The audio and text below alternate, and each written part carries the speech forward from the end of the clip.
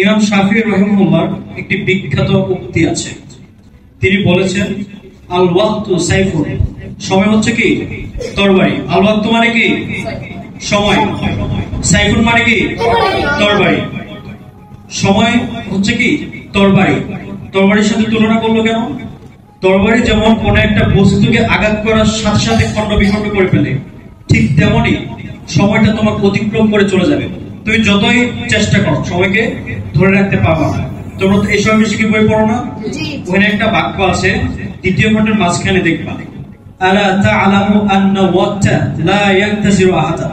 আলা তা'লামু, আ কি, লা তা'লামু জানো না, তুমি কি জানো না, আলা তা'লামু তুমি কি জানো না, আন্নাল ওয়াক্তা যে সময়, লা ইয়ান্তাজিরু আহাদা কারোর জন্য কি অপেক্ষা করে না।